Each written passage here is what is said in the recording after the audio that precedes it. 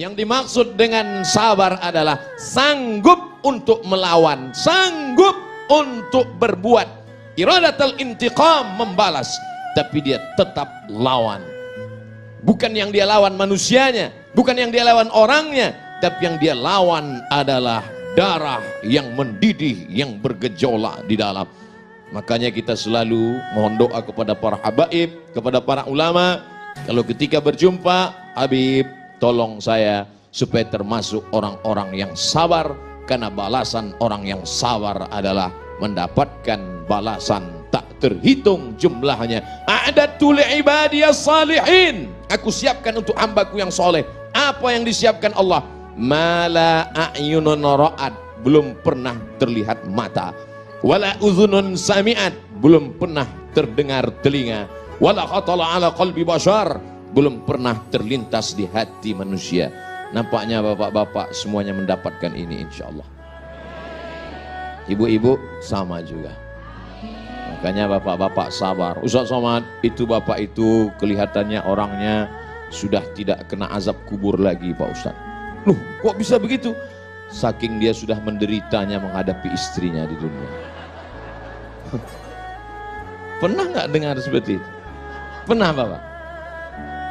Ada orang yang begitu sabar menghadapi, saking sabarnya dia, setengah dari azabnya sudah diterima di dunia. Sehingga di akhirat ketika semua orang mendapatkan azab, ini azab kamu, ini azab kamu.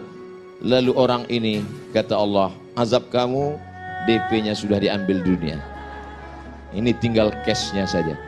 Sedangkan kita semua tidak mau mendapatkan azab sama sekali. Maka doa kita, Rabbana atina fid dunya hasanah wa fil akhirati hasanah wa qina adzabannar.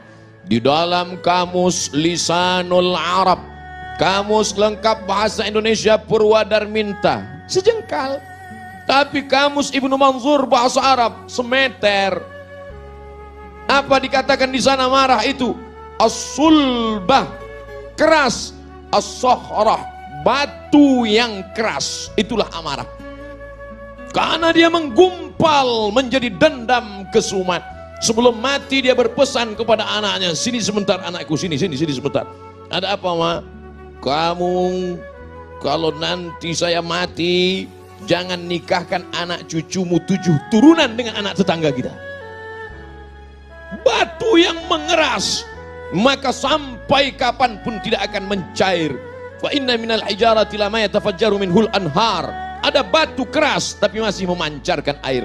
Wa inna minha lama yahbitu min khasyatillah. Ada batu keras tapi hancur berkeping di atas bukit Tursina karena takut kepada Allah. Tapi kalau sudah hati mengeras menjadi batu, maka apapun tidak akan keluar.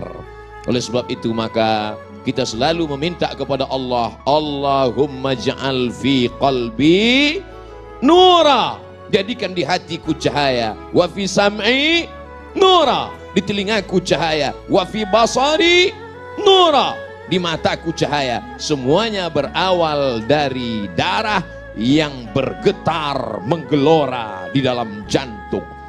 Makanya kita mesti menjaga hati. Kata Nabi SAW, ala fil jasadi mudghah, ketahuilah di dalam jasad, dalam badanmu ini ada segumpal, sekepal, segenggam. Abdul Somad jantungnya sebesar kepalannya.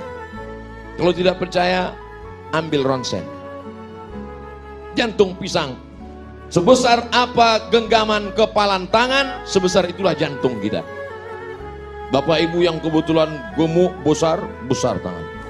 Abdul Somad yang kebetulan kurus kecil. Orang gemuk itu sebenarnya adalah orang kurus yang hatinya selalu tersakiti.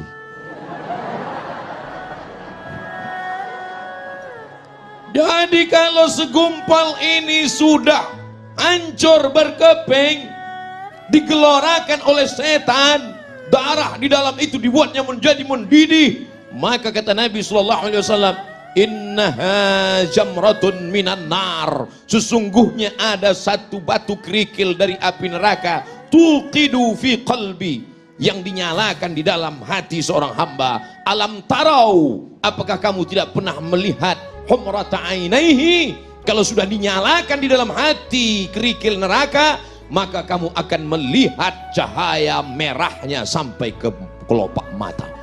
Makanya merah mata dia. Oleh sebab itu maka kita selalu jaga hati ini. Dan setan selalu berbisik. Setan berbisik tidak di telinga.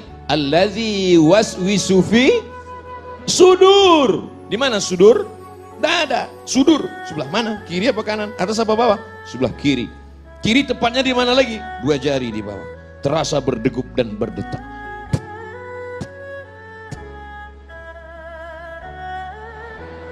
Kalau mikrofon yang mahal biasanya kedengaran. Iya.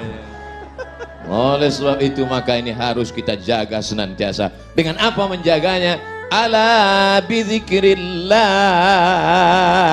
Dengan banyak-banyak berzikir mengingat Allah, tatmainnul qulub. Yang bergojak tadi, yang menyala tadi, yang mendidih tadi, kalau kita mau tenangkan, bagaimana cara menenangkannya? Zikir.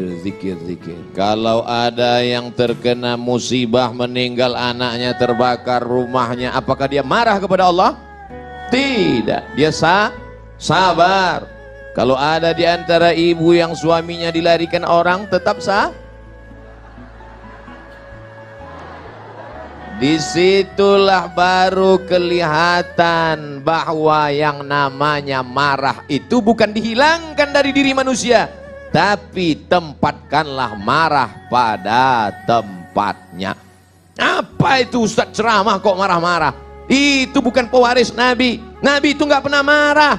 Coba lihat, ketika Nabi dilempar pakai batu, basah tapak kakinya kena darah, terompah kayu sendalnya habis berdarah. Marahkah Nabi? Tidak. Datang malakul jibal, malaikat jibal, bukit segala bukit. Hai Muhammad sallallahu alaihi wasallam, tunjukkan padaku mana bukit yang paling besar di atas muka bumi ini, akan aku timpakan ke atas negeri Taif, rata mereka semua dengan tanah. Sebelum kita dengar jawaban Nabi SAW, andai yang datang itu malaikat kepada Abdul Somad. Hai Abdul Somad, tunjukkan mana. Belum lagi selesai malaikat langsung saya potong ngomongnya. Itu Gunung Bromo, itu Gunung Kidul, itu Gunung Merapi. Ratakan mereka dengan tanah. Jangan sisakan satu pun. Itu makanya tidak ada Nabi bernama Nabi Abdul Somad. Karena tidak lulus fit and proper test. Apa kata bumi? Wahai Muhammad sallallahu alaihi wasallam, kalau sampai darahmu menetes kena ke bumi, aku telan penduduk Taif itu rata sama rumah-rumahnya, aku telan. Apa yang dilakukan Nabi SAW? Nabi menyapu, mengusap supaya darah tidak menetes ke bawah. Andai malaikat berkata, bumi berkata, tanah berkata kepada Abdul Somad, Abdul Somad, andai menetes darahmu ke tanah, langsung saya gesekkan ke tanahmu. Tapi Nabi Muhammad SAW, adakah dia marah? Tidak. Adakah darahnya sempat menetes ke tanah? Tidak. Apa doanya? Asallah an yukhrij min aslabihim man ya'budullaha wa la yusyrika bihi syai'a. Ya Allah, keluarkan dari tulang sulbi mereka anak cucu yang akan mentauhidkan engkau, tidak mensyirikkan engkau. Bumi yang melempari Nabi itu sekarang 100% menjadi negeri Islam. Itulah dia negeri Taif, 91 km dari kota Makkah Al-Mukarramah. Pergilah bersama rombongan umroh kalau iklan. Artinya apa? Perjalanan hidup ini ada kalanya Nabi tidak pernah marah. Ketika pada perang Uhud, sahabat mengelilingi baginda Nabi Muhammad sallallahu alaihi wasallam. Satu sahabat meminta, ya Rasulullah, berdoalah, mintalah kepada Allah. Setiap nabi ada doa mustajab. Mohonlah kepada Allah supaya kalau engkau berdoa kepada Allah, maka seluruh orang kafir Quraisy ini akan mati sebagaimana dulu Allah menimpakan azab kepada umat Nabi Musa, umat Nabi Isa, umat Nabi Ibrahim. Apakah Nabi memanjatkan doanya? Tidak. Apa kata Nabi? Aku simpan doa mustajab itu syafaatan li ummati yaumal qiyamah, untuk syafaatku untuk umatku sebagai syafaat nanti di akhir zaman. 1441 tahun yang lalu dia sudah memikirkan kita. Dia tidak marah, dia tidak pernah mengamuk, dia tidak pernah berteriak. Kenapa Abdul Somad kalau ceramah teriak-teriak? Karena Abdul Somad ceramah jam ini suasana genting. Habis makan siang, urat perut tegang, urat mata kendur, angin spoi-spoi.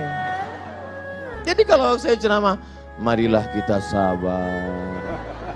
Nabi nggak pernah marah. Makanya saya selalu kalau ceramah saya perhatikan, mana yang kira-kira matanya 5 watt ke situ saya.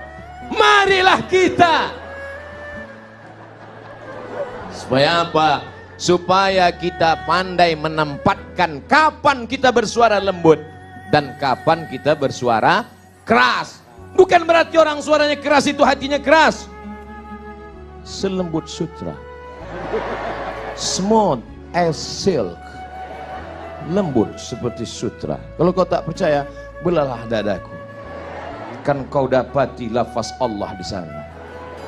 Saudaraku yang dimuliakan Allah Subhanahu wa taala, itu tuh Nabi nggak pernah marah, Nabi nggak pernah ngamuk. Kenapa kamu marah? Kenapa kamu ngamuk?